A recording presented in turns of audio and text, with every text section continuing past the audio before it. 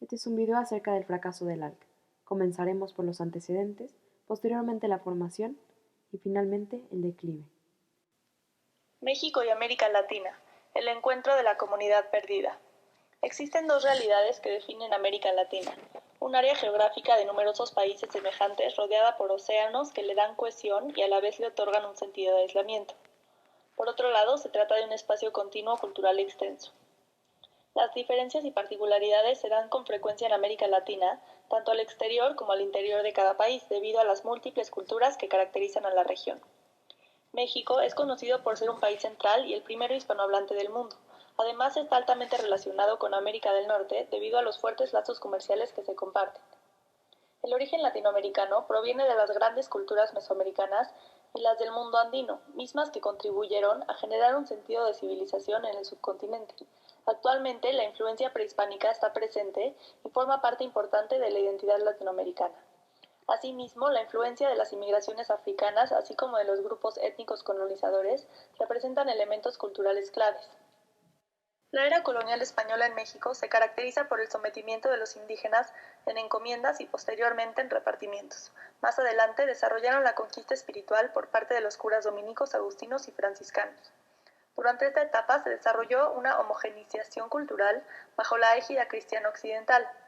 Las instituciones bélicas y católicas, las de propiedad y organización económica, las de segregación racial, así como las comerciales, se multiplicaron.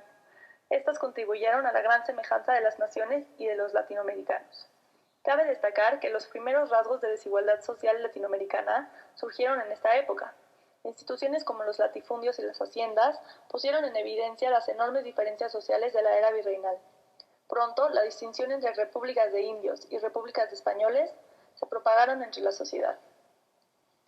La miseria rural se expuso mediante el sistema latifundio-minifundio característico de América Latina. En la etapa final de la era colonial se logró la liberalización del comercio mediante las reformas de los Borbones iniciadas por Carlos III.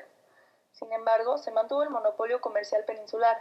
Se fijaron las demarcaciones territoriales antecedente de las fronteras actuales. El territorio latinoamericano se conformó por estados nacionales muy similares. El mestizaje fue otro producto de la era colonial debido a la fusión entre etnias española, indígena y negra. Durante el siglo XX se logró la consolidación de procesos independistas en prácticamente toda la región latinoamericana, con la excepción de Cuba en 1898. La causa de las independencias fue el descontento de la creciente burguesía criolla con los privilegios abusivos de los peninsulares. Pronto comenzaron los movimientos hacia la anfictionía. El Congreso de Apatzingán fue ejemplo de ello en México. En 1823 se manifestó el acuerdo de la doctrina Monroe. Esta proponía la idea de América para los americanos. Es en este momento cuando las naciones latinoamericanas carecen de motivos que los unan hacia la integración, debido a las dispersas poblaciones dentro de la abrupta geografía de la región. México se aisló de manera relativa del resto de la región con fin de formar su especificidad cultural con un sentido mestizo y nacionalista fuerte, producto de la cercanía con el mundo anglosajón. A pesar de esto, se mantuvo la identidad cultural y lingüística en Latinoamérica. La región fue testigo de un auge económico en los años posteriores a las luchas de independencia. En el caso de México, coincidió con el Porfiriato, periodo en el cual se agilizaron las exportaciones a los países del mundo en rápida industrialización. México, Brasil, Chile y Colombia demuestran notables inicios de industrialización durante esta etapa.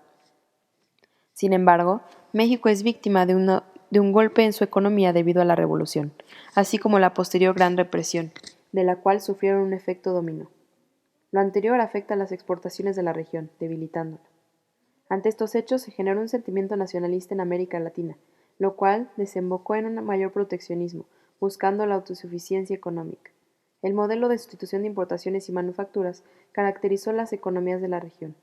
En México, se nacionalizó el petróleo con Lázaro Cárdenas en 1938, mismo que contribuye a un gran avance nacionalista. El modelo Easy logró que América Latina fuera percibida como un entorno común. Funcionaba como un área exportadora de materias primas de la Segunda Guerra Mundial, manteniendo a Estados Unidos como un socio comercial.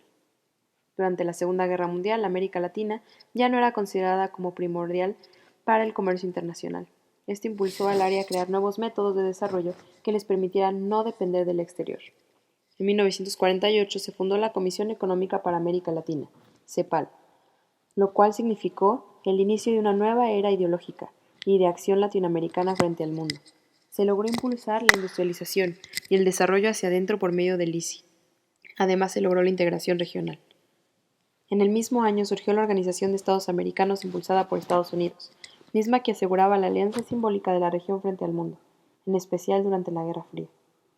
En 1959, con la llegada del socialismo, se delimitó una nueva relación entre los países de la región, misma que influyó en el surgimiento de guerrillas y movimientos izquierdistas en países como Chile, Colombia y México. A pesar de la postura de rivalidad entre Estados Unidos y Cuba, México logró mantener una postura de hermandad. Durante esta época surgió un movimiento significativo, considerado como una de la teoría estructural de las relaciones internacionales, conocida como la teoría de la dependencia. En 1994, los líderes de los 34 países de América se juntaron para crear el Área de Libre Comercio de las Américas, ALCA. Esta se establecería hasta el año 2005. La meta era eliminar las barreras al comercio e inversión en la región. Las negociaciones para la consolidación del ALCA se rigieron por principios generales. Entre estos se encuentra la normatividad de la Organización Mundial del Comercio. Además, el acuerdo final se elaboraría sobre la base de los acuerdos regionales existentes en la región, como la Comunidad Andina de Naciones, el CAN, y el Mercado Común del Sur, Mercosur. Todos los países deben asegurar que sus leyes, reglamentos y procedimientos administrativos estén conformes con las obligaciones del acuerdo. En los años 90, la Guerra Fría había terminado y un nuevo sistema internacional estaba naciendo. Dentro de este sistema internacional crecían los bloques y modelos de integración. La situación que se vivía a nivel internacional demandaba una mayor integración económica. Para el momento de la formación del ALCA ya existían varios bloques regionales, entre ellos la Comunidad Andina, Mercado Común Centroamericano, CARICOM, entre otros. En 1994, Estados Unidos propuso un nuevo bloque de integración en el continente, interesado en especial en las áreas de bienes industriales y de consumo, agricultura, servicios, inversiones y contrataciones y adquisiciones del Estado. Estados Unidos fue el principal promotor del ALCA. Esto no le agradó a algunos países de América Latina, en especial Brasil y Venezuela, los cuales no solo se opusieron al liderazgo de Estados Unidos, sino a las medidas neoliberales tomadas en el ALCA. También propusieron el enfoque en otros bloques regionales, como el ALBA y Mercosur. El ALCA fracasó no porque el apoyo de México dividiera a los países, sino porque los presidentes de las naciones de Mercosur no aprobaron la versión presentada en el Mar de la Plata. Es cierto que el tema oficial de la cumbre era el del empleo y la gobernabilidad democrática, pero el asunto del ALCA, aparentemente adjetivo, lastró el encuentro por su importancia y potenciales consecuencias. La cumbre misma nos hizo ver el lamentable estado de las cosas en el hemisferio americano, donde México y un puñado de países más se encuentran cada vez más distantes política e ideológicamente de la mayoría de los países sudamericanos, sobre todo de Venezuela y Mercosur. El problema se agudizó con la llamada Cumbre Paralela. Ahí, el presidente Chávez estableció un nexo entre uno y el otro y dijo venir a enterrar al ALCA, pero añadió que de paso había de enterrar al capitalismo y sustituirlo por el socialismo del siglo XXI.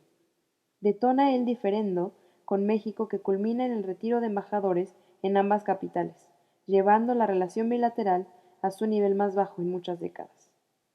Otra característica es el liderazgo excluyente en Brasil.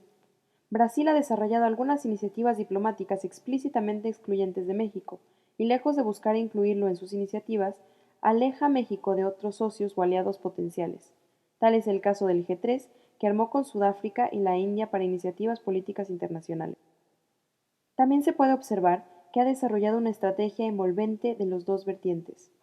Por un lado, avanzar en la consolidación y profundización del Mercosur a mediano plazo, y por otro, desarrollar una alianza política muy significativa en la subregión, denominada Comunidad Sudamericana, misma que fractura por vez primera la integridad latinoamericana. Firmada en Cusco a finales del 2004, equivale a la expulsión de México de su casa latinoamericana. Así, Itamaraty logra una versión tardía y tropical de la doctrina Monroe, Sudamérica para los brasileños. En medio de gran pompa lanzaron dicha comunidad con clara dedicatoria, México fuera, y a pesar de que sí existe un creciente distanciamiento y desinterés por parte de Sudamérica en México, México también ha descuidado la región, y ha menguado su afán por seguir siendo considerado parte de la región latinoamericana. México en los grandes ensambles latinoamericanos. México es de alguna manera una subregión más en los grandes ensambles latinoamericanos. Esto es así por su población cercana a los 110 millones de habitantes en México. Está lista para contribuir de modo significativo en el renovado esfuerzo de integración latinoamericano, además de ser el puente natural, vía de experiencia y práctica con el TLCAN y otros acuerdos para la mayoría de los países de la subregión. Millones adicionales en los Estados Unidos y por contar con la mayor economía de toda Latinoamérica. Pero para recuperar una relación con América Latina es con Brasil con quien debemos entendernos primero. México debe optar por una doble vía, la de insistir en la diplomacia a pesar de la franca hostilidad de Brasilia y también emprender un amplio acercamiento con los muchos actores de la riquísima sociedad y cultura brasileña que, al contrario de los mandatarios de Itamaraty, no es amigable. Y esta disputa es con nosotros. América Latina no puede limitarse a Sudamérica y mucho menos al Mercosur. Pero eso no quiere decir que el núcleo mercosuriano no sea imprescindible para la nueva dinámica regional. El núcleo sudamericano del Mercosur, tanto como México, enriquece y hace más fuerte a toda Latinoamérica solo si Brasil y México lo entienden y deciden unirse. América y el Caribe. Tenemos ya arreglos de libre comercio con los países centroamericanos y existen iniciativas en curso en materia energética, la integración territorial y aún de biodiversidad. Las inversiones mexicanas en Centroamérica han crecido mucho y también existen demás mecanismos dentro de esta vertiente. De este modo, las inversiones mexicanas en Centroamérica han crecido mucho y también existen emprendimientos y asociaciones entre centroamericanos en la economía mexicana. Pero además México tiene con Cuba una larga y entrañable historia compartida que hay que reconocer y validar.